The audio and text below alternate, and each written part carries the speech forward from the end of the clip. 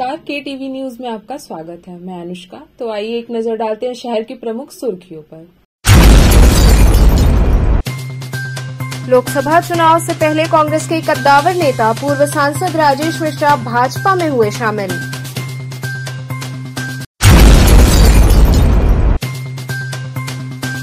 कुछ क्षेत्रों की रजिस्ट्री रामनगर होने के आदेश के विरोध में अधिवक्ताओं का प्रदर्शन जारी।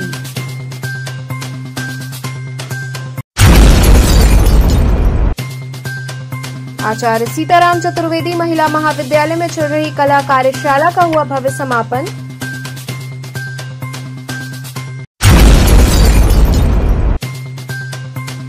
और वैष्णो नगर कॉलोनी में सीवर का गंदा पानी जमा होने से क्षेत्रवासी बेहद परेशान। अब खबरें विस्तार से। लोकसभा चुनाव से पहले कांग्रेस के दिग्गज नेता पूर्व सांसद राजेश मिश्रा भाजपा में शामिल हुए। लोकसभा चुनाव 2024 से पहले उत्तर प्रदेश कांग्रेस पार्टी को बड़ा झटका लगा है। वाराणसी से कांग्रेस के पूर्व सांसद राजेश मिश्रा ने पार्टी को अलविदा कह दिया। उन्होंने दिल्ली में भारतीय जनता पार्टी के कार्यालय में पार्टी की सदस्यता ली।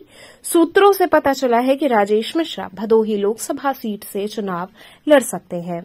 भारतीय जनता पार्टी में शामिल होने के बाद उन्होंने कहा कि मेरी कोशिश होगी कि इस लोकसभा चुनाव में बनारस में विपक्ष को पोलिंग एजेंट ही नहीं मिलेगा। उन्होंने पीएम मोदी को धन्यवाद देते हुए कहा कि ये सौभाग्य की बात है कि वे वाराणसी से सांसद हैं। पूरी दुनिया में मोदी का नाम गूंज रहा है। बता दें कि राजेश मिश्रा 2004 से 2009 तक वाराणसी से कांग्रेस सांसद रह चुके हैं। मैं बहुत आभारी हूं अपने भारतीय जनता पार्टी के सारे सम्मानित नेता बड़े भाई परम आदरणीय अरुण सिंह जी का, भाई रविशंकर प्रसाद जी का, भाई अनिल बदूनी जी का। आप सब लोगों ने हमें भारतीय जनता पार्टी की सदस्यता ग्रहण कराई है। मैं राजनीति की शुरुआत मैंने कांग्रेस पार्टी से की थी और अब ये तय है कि राजनीति का अंत भी मैं भारतीय जनता पार्टी से ही करूंगा। आज प्रधानमंत्री माननीय मोदी जी, वो हिंदुस्तान के प्रधानमंत्री हैं लेकिन बनारस के सांसद हैं। ये सौभाग्य है बनारस का। बाबा शिव की नगरी है। शिवरात्रि आ रही है 3 दिन बाद। बनारस में एक शिवरात्रि के समय एक भजन गाया जाता है, बम बम बोल रहा है काशी। आप तमाम सारे पत्रकार इसको जानते होंगे। हमें पूरा विश्वास है कि इस बार के चुनाव में सिर्फ शिवरात्रि में नहीं बल्कि चुनाव के परिणाम तक काशी बम बम बोलता रहेगा। और मैं ज्यादा न करके आज इस तरह पूरे हिंदुस्तान में और पूरे दुनिया में मोदी जी ने हिंदुस्तान का नाम गौरव किया है, भारत का नाम गौरवशाली हुआ है। हमें पूरा विश्वास है कि ये आगे बढ़ता जाएगा और इसमें एक छोटी सी कड़ी के रूप में पूरे हिंदुस्तान के 140 करोड़ नागरिक हैं, उसमें मैं भी हूं। मेरी ये कोशिश होगी कि बनारस में इस लोकसभा के चुनाव में विपक्षी दल से जो भी उम्मीदवार हो उसको पोलिंग एजेंट न मिले अपने बूथों पे, तब तो मैं ये मानूंगा कि असल में हम लोगों के भाजपा में शामिल होने का मतलब होता है। मैं इन्हीं बातों के साथ पुनः आदरणीय मोदी जी का, आदरणीय राष्ट्रीय अध्यक्ष जी का, अमित शाह जी का और सारे अपने सम्मानित नेताओं का मैं आभार व्यक्त करता हूं कि आपने भारतीय जनता पार्टी की सदस्यता हमें दिलाई। धन्यवाद। कुछ क्षेत्रों की रजिस्ट्री रामनगर होने के आदेश के विरोध में अधिवक्ताओं का प्रदर्शन जारी रहा। कुछ क्षेत्रों की रजिस्ट्री रामनगर में होने के आदेश को लेकर अधिवक्ताओं का प्रदर्शन जारी है। अधिवक्ताओं की मांग है कि इस आदेश को वापस लिया जाए। अपनी मांगों को लेकर चौथे दिन भी अधिवक्ताओं का प्रदर्शन जारी रहा। दोनों बार के अध्यक्ष के नेतृत्व में अधिवक्ता रजिस्ट्री कार्यालय पर धरना प्रदर्शन कर रहे हैं।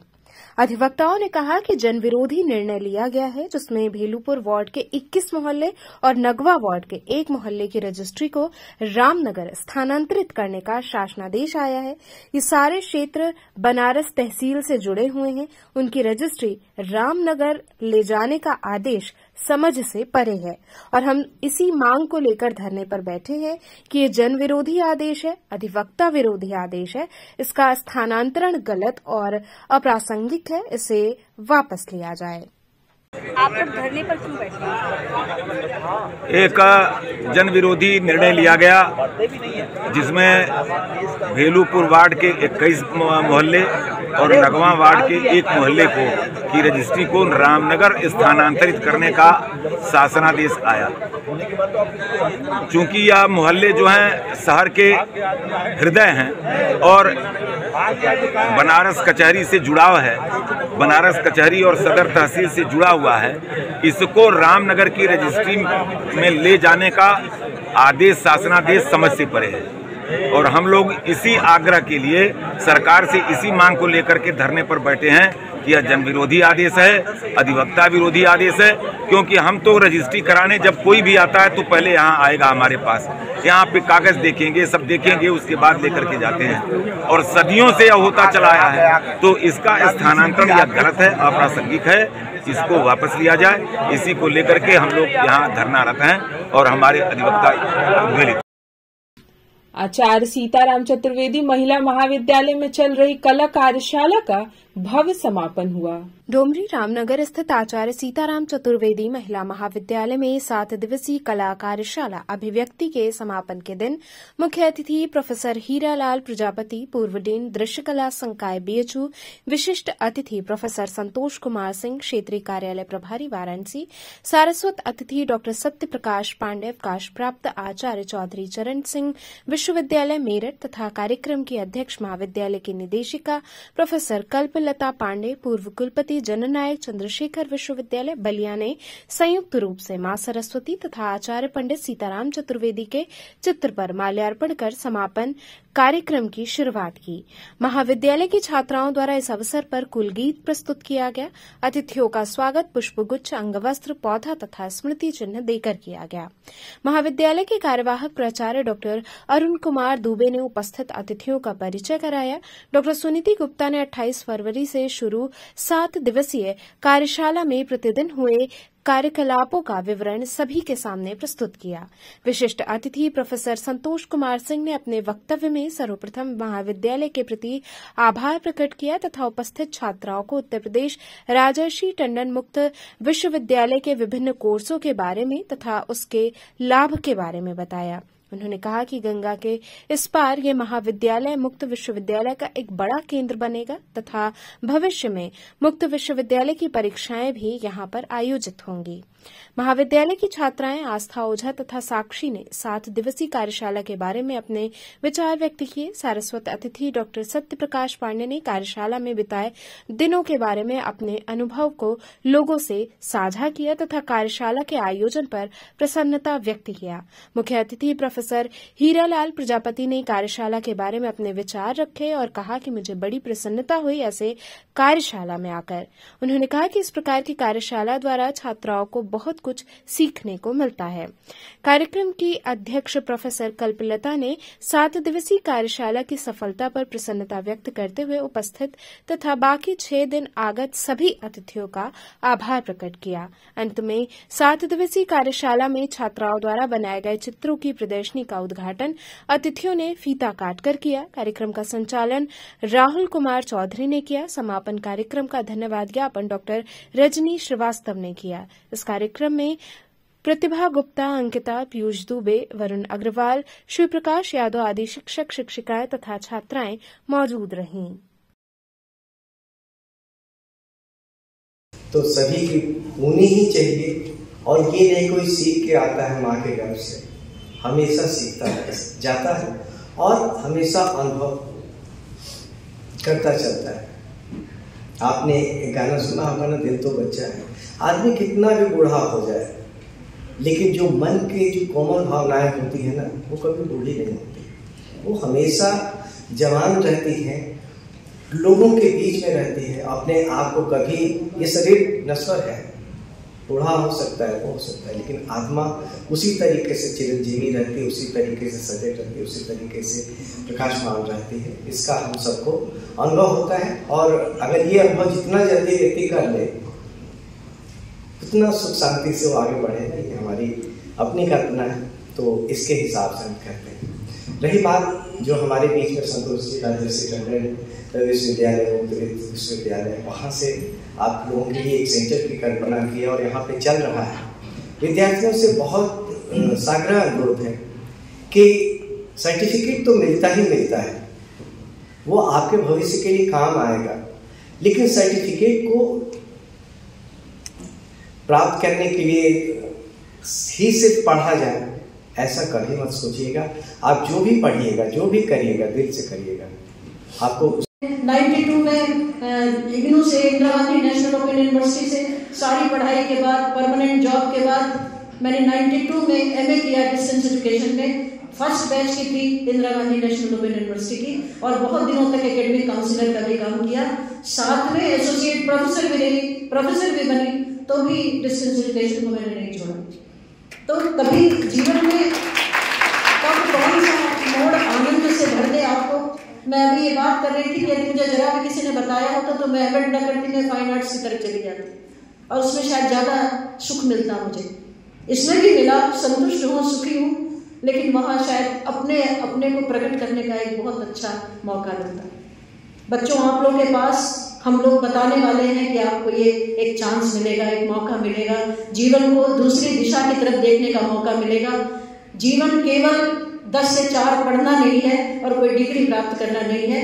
आपके अंदर ढेर सारी संभावनाएं हैं, सृजन शक्ति है आपके अंदर, और स्त्रियों के अंदर तो बहुत अधिक सृजन शक्ति होती है। स्त्रियों के अंदर वो अपने ऐसा आकार बना सकती हैं, इतनी सृजनात्मक शक्तियां होती हैं उनके अंदर। तो आप यदि शांत होकर बैठ जाओगे और एक डिग्री के भरोसे अपने जीवन को चलाते रहोगे तो वो कभी भी अच्छा नहीं होगा। आपको एक मौका मिला है, एक अपॉर्चुनिटी है कि आप उसका करें, तो आप निश्चित रूप से उस तरफ बढ़ें, इस कोर्स के तरफ। बाबा विश्वनाथ की हल्दी की रस्म हेतु अयोध्या से हल्दी भेजी गई। बाबा श्री काशी विश्वनाथ की हल्दी की रस्म के लिए अयोध्या से हल्दी आई है। अयोध्या के प्रख्यात रामायणी पंडित वैद्यनाथ पांडे के कनिष्ठ पुत्र पंडित राघवेश पांडे ने बाबा के लिए महाराष्ट्र के खंडवा से विशेष हल्दी मंगाकर भेजी है। टेढ़ी नीम स्थित महंत आवास पर होने वाले विवाह के लोकाचार में यही हल्दी बाबा को लगाई जाएगी। 350 वर्षों से अधिक समय से महंत परिवार द्वारा किए जा रहे बाबा के विवाह के लोकाचार में ये पहला अवसर है जब अयोध्या से बाबा के लिए हल्दी भेजी गई है। इससे पहले रंगभरी एकादशी के दिन गौरा के गौना के अवसर पर मथुरा की अबीर गत वर्ष भेजी गई थी। पंडित राघवेश पांडे ने कहा कि ये मेरा परम सौभाग्य है कि काशीपुराधिपति बाबा विश्वनाथ के विवाह के लिए मुझे अयोध्या से हल्दी भेजने का अवसर मिला है। अयोध्या में श्री रामलला की प्राण प्रतिष्ठा के बाद जो शुरुआत हुई है उसका निर्वाह मैं आजीवन करूंगा। प्रतिवर्ष बाबा काशी विश्वनाथ के विवाह के लिए मैं अयोध्या से हल्दी का अर्पण करूंगा। मेरी कोशिश होगी कि अगले वर्ष से मैं स्वयं बाबा के लिए हल्दी लेकर काशी आऊं। कब और क्या कार्यक्रम यहाँ शुरू हो रहा है? बसंत पंचमी के दिन जो है बाबा का तिलकोत्सव हुआ था। बसंत पंचमी के बाद जो है अमलका एकादशी वाले दिन बाबा का जो है गौना होता है। तो बसंत पंचमी से लेके अमलका एकादशी तक जो है बाबा से नियमित जो सभी कार्यक्रम होते रहते हैं। इस बार जो है बाबा की हल्दी होगी महाशिवरात्रि के पहले। तो हल्दी जो इस बार चूँकि अयोध्या में श्री रामचंद्र जी का मंदिर बना है तो इस बार बाबा की हल्दी भी जो है अयोध्या से ही आई है। वहाँ का एक प्रमुख रामायणी परिवार है। राघवेश पांडे जी, उनके पिताजी बैजनाथ पांडे जी जो है कनक बिहारी भवन के जो है प्रधान अर्चक रहे हैं। तो उनकी इच्छा थी कि वो गए थे पुणे, खंडवा भैरव का मंदिर है शिव जी का, वहाँ पे हल्दी चढ़ती है। तो वहाँ से वो हल्दी लाए थे कि जब अयोध्या में श्री रामचंद्र जी का मंदिर बन जाएगा तो इसे काशी विश्वनाथ मंदिर में चढ़ाएंगे। तो वो इस बार बाबा की हल्दी में वो हल्दी वहाँ से जो लाए थे उसकी पूजा करके उन्होंने भेजा है। और इस बार बाबा को जो अयोध्या से आई हुई कब और कैसे शुभारंभ होगा हल्दी, क्या प्रोग्राम रहेगा? देखिए, शिवरात्रि के दिन ये 3 दिवसीय प्रोग्राम होता है। कल बाबा को हल्दी लगेगी, गौनरियाँ आएंगी, वो बाबा के साथ जो है श्रद्धालु महिला अपना जो सेवा करेंगी, बाबा को हल्दी लगाएंगी, महाआरती होगा। उसके बाद परसों जो है मंगल गीत होगा और शिवरात्रि की तैयारी होगी। शिवरात्रि वाले दिन जो है बाबा का शिव विवाह संपन्न होगा और चारों प्रहर की आरतियों के लिए जो यहाँ से भोग प्रसाद सब जाता है। और जैसे विवाह होता है, मंडप अलग बनता है और जनवासा अलग होता है, तो एक तरीके से समझ लीजिए विवाह की पूरी रस्में जो हैं काशी विश्वनाथ मंदिर में जो है निभाई जाएंगी और जनवासा महंतावास रहेगा। और यही जनवासा जो है अम्लका एकादशी वाले दिन जो है माता गौरा के मायका के रूप में बदल जाता है। शिवरात्रि के पावन मौके पर निकलने वाली शिव बारात में इस वर्ष अलग अलग प्रांतों की होली का नजारा दिखेगा। काशी की पहचान मौज मस्ती यहाँ के बनारसीपन की मिसाल रही विश्व प्रसिद्ध शिव बारात इस वर्ष 43वें वर्ष में प्रवेश कर रही है। पत्रकारों से बातचीत करते हुए शिव बारात समिति के सदस्यों ने कहा कि बनारसियों का सबसे प्रिय उनके मिजाज से मेल खाता त्योहार होली है, इसलिए बनारसियों को मस्ती से सराबोर करने के लिए इस बार बनारसी अपनी भारती के अनुरूप होलियाना अंदाज में शिव बारात खेलेंगे। काशी में पहली बार बनारसी होली के साथ साथ अलग अलग प्रांतों की होली देखने समझने को मिलेगी। विश्व प्रसिद्ध बरसाने की लठमार होली मुख्य आकर्षण होगा। बारात के समापन स्थल डेढ़सी पुल पर वधु पक्ष की तरफ से दशाश्वमेध व्यापार मंडल और विश्वनाथ गली व्यवसायी संघ ठंडई भोग एवं फूल माला के साथ स्वागत करेंगे, साथ ही स्मृति चिन्ह देंगे। इस पत्रकार वार्ता में प्रमुख रूप से आर.के. चौधरी, दीपक बजाज, अजीत सिंह बग्गा, पवन अन्ना की उपस्थिति रही। देखिए 8 मार्च को जो है ये एक तो बहुत ही अलग तरह का आयोजन है, जो कि पिछले 43 साल से जो है शिव बारात समिति महाशिवरात्रि पर काशी में शिव बारात निकालती आ रही है। और यह आयोजन जो काशी से शुरू हुआ था, आज ये पूरे भारतवर्ष का आयोजन बन गया है। बड़ी संख्या में लोग देश विदेश से आकर के इस आयोजन में सम्मिलित होते हैं और काशी से जिस आयोजन की शुरुआत हुई उसी को देख करके आज ये आयोजन नेपाल में, मॉरिशस में, श्रीलंका जैसे मतलब विदेशों में भी एक तरह से शिव बारात निकलने लगी है। शिव बारात समिति का मुख्य उद्देश्य यह है कि ये विश्व कल्याणार्थ जो है देवादिदेव महादेव जो कि काशी में विराजते हैं माँ गौरा के साथ, तो उनकी शिव बारात निकाल करके विश्व का कल्याण हो। साथ ही साथ जो होली का जो है शुभारंभ हम लोग महाशिवरात्रि से मानते हैं और उस दिन नाचते गाते हुए जो है शिव बारात में सम्मिलित होकर के यह शिव बारात डेढ़सी के पुल तक आएगी, जहां व्यापारी बंधु और काशी के नागरिक वधु पक्ष के रूप में उस बारात का स्वागत करेंगे, ठंडई पिलाएंगे, फूलमालाएं पहनाएंगे। तो अपने आप में एक ये दिव्य आयोजन है। इस बार चूंकि हमारे जो बहुत ही कर्मठ और ऊर्जावान जो कि हमेशा जो है काशी के इस आयोजन में अपना तन मन धन देते थे, भाई जगदम्बा जी तुलसियान नहीं हैं, तो इस बार की जो ये शिव बारात है हम लोग जगदम्बा तुलसियान जी को समर्पित करेंगे। यहाँ रुकेंगे एक छोटे से ब्रेक के लिए। आप बने रहें KTV न्यूज के साथ।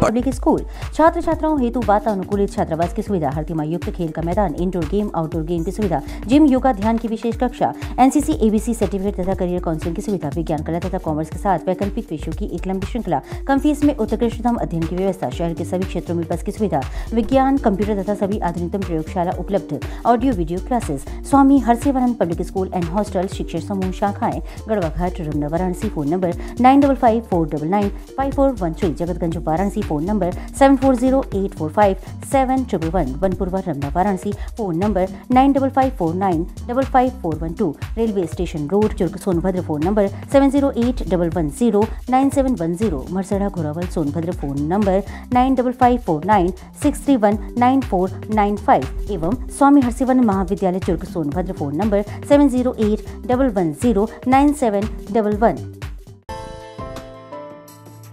बाल विद्यालय माध्यमिक स्कूल मां गंगा के तट पर स्थित एक उत्कृष्ट स्कूल, LKG से क्लास 12 तक, affiliated to CBSE New Delhi, state of the art computer lab, बच्चों के खेलने कूदने की उचित व्यवस्था, smart classes for better understanding, बच्चों को खेलने एवं कल्चरल एक्टिविटीज के लिए एक विशाल ग्राउंड एवं स्टेज, फिजिक्स का प्रैक्टिकल, उत्कृष्ट केमिस्ट्री लैब, संगीत की कक्षाएं, खेल कूद की व्यवस्था जैसे बास्केटबॉल इत्यादि, योग्य शिक्षकों एवं शिक्षिकाओं द्वारा पठन पाठन की व्यवस्था, उत्कृष्ट ट्रांसपोर्ट की उचित व्यवस्था। आज ही प्रवेश हेतु संपर्क करें बाल विद्यालय माध्यमिक स्कूल, प्रहलाद घाट, वाराणसी। मोबाइल 8009181568 एवं डुमरी पड़ाव, वाराणसी। मोबाइल 8009181549। खबरों से जुड़े रहने के लिए हमारे चैनल KTV वाराणसी को सब्सक्राइब करें और लेटेस्ट अपडेट्स के लिए बेल आइकन को प्रेस करें।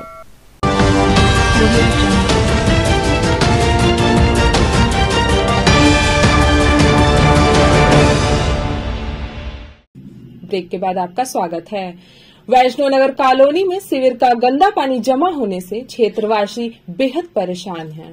चौंकिए नहीं जनाब, ये जल भराव बाढ़ या बरसात का पानी नहीं है जो हिलोरे मार रहा है। ये गंदा और बदबूदार पानी सीवर का है जो 50 घरों को अपनी जद में लिए हुआ है। सबसे बड़ी बात यह है कि ये नजारा प्रधानमंत्री के संसदीय क्षेत्र वैष्णव नगर कॉलोनी का है। ये कॉलोनी रोहनिया विधानसभा क्षेत्र में आती है। ये जो सीवर का गंदा पानी लगा हुआ है, यहाँ पर आर्मी के रिटायर्ड फौजी रहते हैं। वैष्णव नगर कॉलोनी में 80 में से लगभग 50 घर फौजियों के हैं जो इस पानी में घिरे हुए हैं।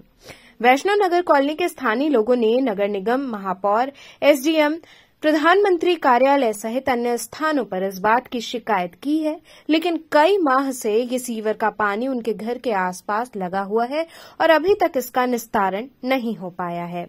यहाँ के स्थानीय लोगों में काफी रोष व्याप्त है। वैष्णव नगर कॉलोनी के लोगों का कहना है कि इसकी शिकायत करते करते अब हम लोग थक गए हैं। वैष्णव नगर कॉलोनी में रहने वाले रिटायर्ड फौजी शंभुनाथ सिंह ने कहा कि इस मोहल्ले में 80% रिटायर्ड फौजी बसे हुए हैं। उन्होंने कहा कि हम अपनी मेहनत की कमाई के एक एक पैसे से मकान बनवाए हैं ताकि हम लोगों के बच्चों का भविष्य उज्जवल हो सके, जिसको लेकर हम लोग यहाँ पर आकर बसे हुए हैं। उन्होंने आगे कहा कि यहाँ पर एक नाला था जिस पर लोगों ने अतिक्रमण करके उसको पाट दिया है और पिछले कई महीनों में हम लोगों के घरों के चारों तरफ पानी भर गया है।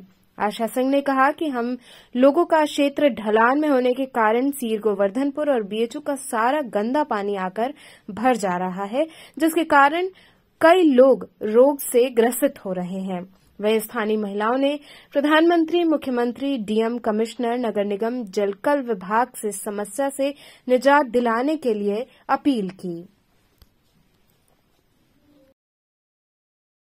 आशा सिंह जी कहाँ पे रहती है, किस कॉलोनी में? वैष्णव नगर कॉलोनी में। कितने महीनों से यह समस्या है? 4-5 महीने से समस्या है। क्या समस्या आ रही है? समस्या तो यही पानी देखिए, सीवर का आके पूरा भर गया। हम लोग का घर देख रहे हैं, आने जाने सब परेशानी, बच्चों लोग का पढ़ाई लिखाई सब बर्बाद हो रहा है। डेंगू, मलेरिया, सब मच्छर हम लोग कितना प्रभावित है इससे पानी से।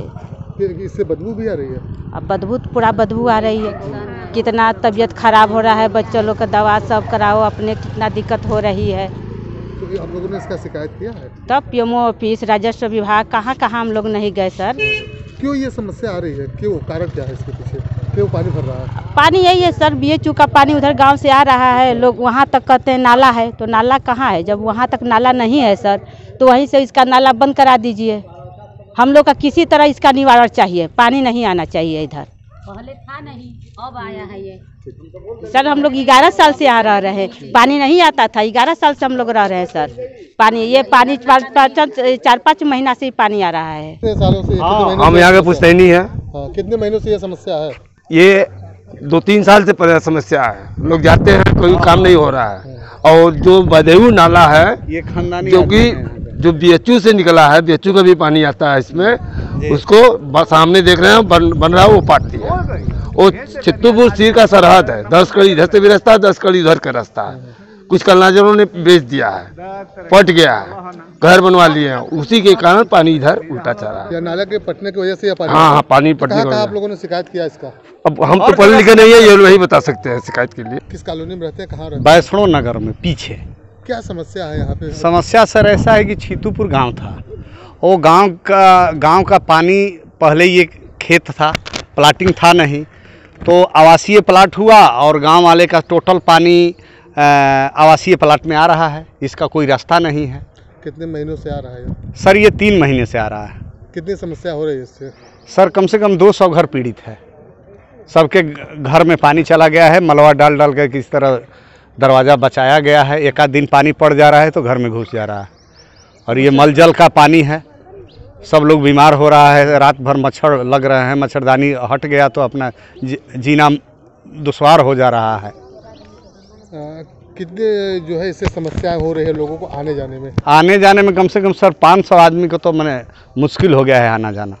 निकलना भी। हाँ सर, ये तो पूरी बस्ती है, वैष्णव नगर पूरी बस्ती। जो है इस मौसम में कहाँ से पानी क्यों आ रहा है? ये तो सर सीवर से आ रहा है, गांव का टोटल जो है सीवर चालू रहा होगा। हाँ तो सर पहले आवासीय प्लाट था तो घर नहीं बना था, ये घर बना तो डूब गया। लोग घेर रहे हैं। अच्छा ये बताएं कि जो है कहाँ आप लोगों ने शिकायत अभी तक किया है इसका? सर हम तो डीएम के पास भी किए, डीएम साहब का ये सीओ साहब लिख के दे दिए, ये आपका क्या बोलते हैं नगर पालिका में किए, पार्षद के पास किए, विधायक के पास किए, कोई सुनवाई नहीं हो रही है। तो अभी क्या मांग करते हैं आप? हमारा सर सीवर बन जाए, सीवर बन के अपना पानी का निकास हो जाए। बीएचयू एग्रीकल्चर ग्राउंड के सामने फल विक्रेता और छात्रों के बीच पैसे को लेकर विवाद हुआ। काशी हिंदू विश्वविद्यालय स्थित एग्रीकल्चर ग्राउंड के सामने फल विक्रेता और छात्रों में पैसे को लेकर विवाद हो गया। प्राप्त जानकारी के अनुसार 3 छात्रों ने दुकानदार को 50 रुपए दिए, जिस पर दुकानदार द्वारा 25 रुपए की और मांग की जाने लगी। छात्रों द्वारा ये कहा गया कि हम आकर आपको 25 रुपए और दे देंगे, जिस पर दुकानदार आग बबूला हो गया और छात्रों से मारपीट करने लगा। छात्रों का कहना है कि दुकानदार द्वारा हम लोगों को मारा पीटा गया, जबकि हम लोगों ने पहुंचकर 25 रुपए और अदा कर दिए। इसके बाद दुकानदार ने प्रोक्टोरियल बोर्ड में फोन करके बीएचयू के सुरक्षा कर्मियों को भी बुला लिया। सुरक्षा कर्मी जब पहुंचे तो बिना बात सुन छात्रों पर आग बबूला हो गए और पीट दिया, जिससे छात्रों को चोट भी पहुंची है। छात्रों द्वारा इस बात की शिकायत चीफ प्रॉक्टर ऑफिस में भी किया गया। छात्रों ने यह भी आरोप लगाया कि सुरक्षा कर्मियों द्वारा हमसे कहा गया कि पिछले दिनों हुई घटना में आप लोगों का नाम भी दर्ज करा दिया जाएगा, जिससे छात्र डर गए हैं और उनमें भय का माहौल व्याप्त हो गया है। छात्रों ने इस बात की शिकायत प्रोक्टोरियल बोर्ड में भी की है। छात्रों का कहना है कि दुकानदार से सारा मामला पैसा देकर मामला सलटा दिया गया था। उसके बाद भी सुरक्षा कर्मियों द्वारा हम लोगों से मारपीट की गई, जबकि हम लोगों द्वारा बार बार इस बात को बताया जा रहा था कि हम लोगों ने पैसा देकर सभी मामला रफा दफा कर दिया है।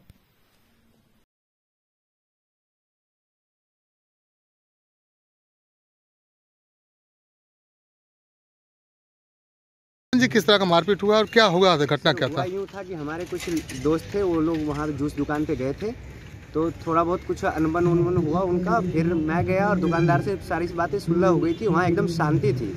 और दुकानदार ने प्रोक्टोरियल बोर्ड को फ़ोन कर दिया था, तो प्रोक्टोरियल बोर्ड आई और उन्होंने बिना सोचे समझे कि क्या हुआ है नहीं हुआ है, उन्होंने किसी ने मेरा बाल ऐसे खींचा है और किसी ने मेरा गर्दन पकड़ा और 2-3 मुक्के मेरे पे चला दिए, 2-3 लोग उसमें से। फिर हम लोग गए हैं प्रोक्टोरियल ऑफिस, वहाँ पे जो भी बात है हम लोग वहाँ गए हैं, सब कुछ बात हुआ है। उसमें फिर उन लोगों ने पुलिस बुला लिया और हर बात में यही धमकी देते हम लोगों की कि FIR कर देंगे, बिना मतलब कि इसमें डाल देंगे, उसमें नाम डाल देंगे। हर चीज़ में कुछ भी होता है इसमें पुलिस बुला लेते हैं और सब में कहते हैं कि तुम लोग पे FIR करवा देंगे। और सर ऐसे यहाँ एकदम शांति थी, आप दुकानदार से भी जाके बात कर सकते हैं, दुकानदार भी कहेंगे वहाँ शांति हो चुकी थी। वो लोग आए बिना सोचे समझे क्या हुआ है नहीं हुआ है, बस उस पर 2-3 लोग हाथ चला दिए हैं प्रोक्टोरियल बोर्ड के लोग। और मैं बता रहा हूँ कि मैं यहीं का छात्र हूँ, मैं बाहर ही नहीं हूँ, आप लोग आराम से बात कर लीजिए। देखिए यहाँ सब कुछ सुलट चुका है मैटर, फिर भी उन्होंने बिना मतलब का हाथ चला दिया। आप लोगों ने लिखित दिया है? हाँ सर, हमने अभी कंप्लेन कर दिया है, जिसमें जो हमारे वहाँ के चीफ डॉक्टर थे उन्होंने हमें आश्वासन दिया है, कहा है कि हम लोग इस पर कार्रवाई करेंगे। चौबेपुर के बर्थरा कला गांव में सिलेंडर फटने से 7 लोग बुरी तरह झुलस गए। चौबेपुर थाना क्षेत्र के बर्थरा कला गांव में देर रात सिलेंडर फटने से अफरा तफरी मच गई, जिससे आग में झुलसने से 7 लोग गंभीर रूप से घायल हो गए। घटना देर रात 1:30 बजे की है। ग्रामीणों ने बताया कि सुनील यादव के घर में रात में अचानक शॉर्ट सर्किट से आग लग गई। आग देखते ही परिजन ने शोर मचाया। शोर सुनकर ग्रामीण इकट्ठा हो गए। सभी आग बुझाने का प्रयास करने लगे, तभी घर में रखा सिलेंडर फट गया, जिससे कई ग्रामीण आग की चपेट में आ गए। ग्रामीणों ने बिजली कनेक्शन काटकर किसी तरह आग बुझाई। आग से घर में रखा सारा सामान जलकर राख हो गया। प्रधानमंत्री के समर्थन में भाजपा महिला मोर्चा द्वारा नारी शक्ति वंदन मैराथन निकाला गया। रोहनिया एमएलसी एवं भाजपा जिला अध्यक्ष हंसराज विश्वकर्मा की अध्यक्षता में महिला मोर्चा की जिला अध्यक्ष विनीता सिंह के नेतृत्व में महिला मोर्चा की पदाधिकारियों ने स्वयं सहायता समूह की सैकड़ों महिलाओं के साथ नारी शक्ति वंदन मैराथन पैदल यात्रा निकाली, जिसका शुभारंभ मुख्य अतिथि जिला पंचायत अध्यक्ष पूनम मौर्य ने हरी झंडी दिखाकर रवाना किया। ये पैदल यात्रा प्रधानमंत्री नरेंद्र मोदी के समर्थन में रोहनिया विधानसभा क्षेत्र के लहरतारा स्थित राम जानकी मंदिर से शुरू होकर मंडवाडी चौराहे पर जाकर समाप्त हुई। यात्रा में प्रमुख रूप से किरण मिश्रा, रेखा चौहान, सीमा ओझा, लक्ष्मी सिंह इत्यादि महिलाएं शामिल रहीं। सिद्धेश्वरी पीठम द्वारा शिवलिंग प्रतिष्ठा कार्यक्रम आयोजित किया जाएगा। सिद्धेश्वरी पीठम की ओर से एक पत्रकार वार्ता आयोजित की गई, जिसमें कोऑर्डिनेटर श्रीकांत ने बताया कि पीठम के शंकराचार्य के नेतृत्व में करीब 50 शिवलिंग की प्रतिष्ठा कराई जा रही है। ये 4 दिवसीय कार्यक्रम आगामी 6 मार्च से शुरू होगा। वहीं आगामी 7 मार्च को भव्य शोभा यात्रा निकाली जाएगी। किस तरह का ये कॉन्फ्रेंस कर रहे हैं और क्या है आज? ये बेसिकली परमहंस परिव्राजकाचार्य कुत्तालम शंकराचार्य जगत गुरु श्री श्री श्री सिद्धेश्वरानंद भारती स्वामी जी महाराज को ये उनका आश्रम है, सिद्धाश्रमम। इधर स्वामी जी भक्तजनों से शिवलिंग प्रतिष्ठापन करवा रहे हैं। कम से कम आई थिंक अराउंड 50 शिवलिंग का प्रतिष्ठापन हो रहा है।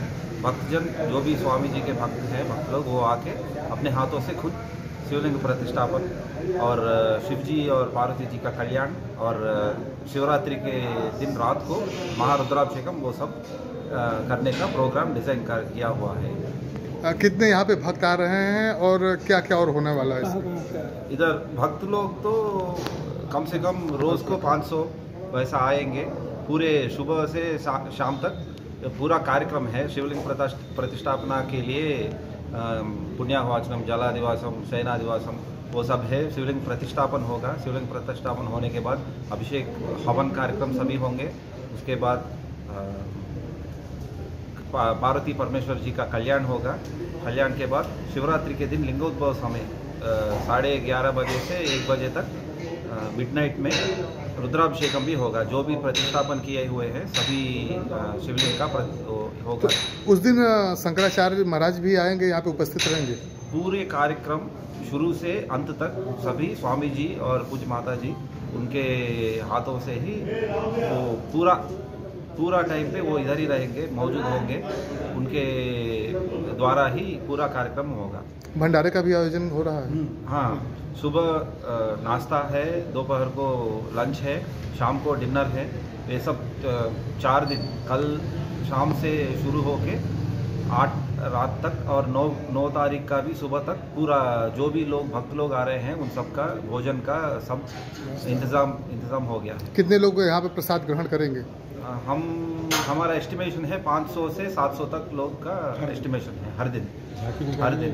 शिवरात्रि के दिन रात को ही कम से कम 1000 लोग आएंगे, ऐसा है हमारा प्लान। उसका अरेंजमेंट्स वैसा कर रहे हैं हम। तो चलते चलते पुनः एक नजर डालते हैं शहर की प्रमुख सुर्खियों पर। लोकसभा चुनाव से पहले कांग्रेस के कद्दावर नेता पूर्व सांसद राजेश मिश्रा भाजपा में हुए शामिल।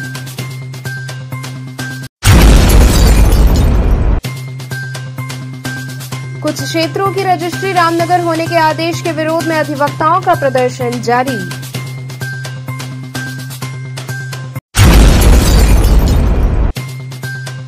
आचार्य सीताराम चतुर्वेदी महिला महाविद्यालय में चल रही कला कार्यशाला का हुआ भव्य समापन।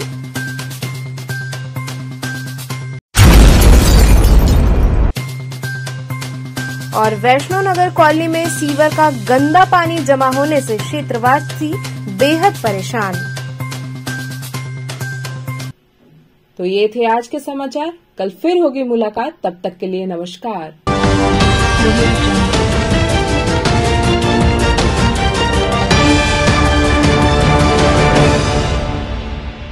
खबरों से जुड़े रहने के लिए हमारे चैनल KTV वाराणसी को सब्सक्राइब करें और लेटेस्ट अपडेट्स के लिए बेल आइकन को प्रेस करें।